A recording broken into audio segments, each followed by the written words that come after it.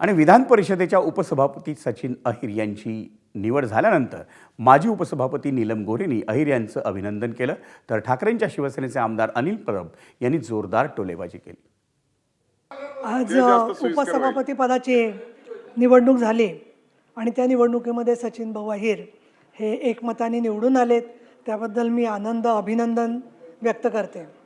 ज्यावेळेला सचिन भाऊंचं नाव मला कळलं त्यावेळेला थोडी मनस्थिती आधी क्षणभर अगदी एक सेकंद असं जरा आश्चर्य वाटलं, पण नंतर जरूर असं वाटलं की अतिशय चांगला निर्णय माननीय शिंदे साहेबांनी घेतलेला आहे.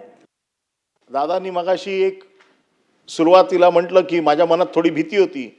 आज सचिन अहिर यांचा बुलडोजर असा चालला की बऱ्याच लोकांच्या स्वप्नांचा त्यांनी चक्काचूर करून टाकला, चुराडा केला. आणि हा बुलडोजर कसा आला कोणालाच कळलं नाही.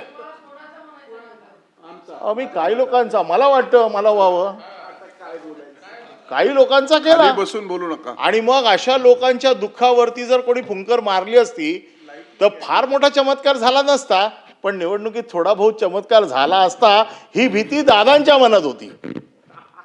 आता आम्ही तर फक्त 5, काँग्रेस 5, राष्ट्रवादी 2 एवढेच लोक होतो, तरी देखील व्हीप काढला गेला. तर मी म्हटलं ठीक आहे, कमी आहोत पण भीती तर नक्की आहे.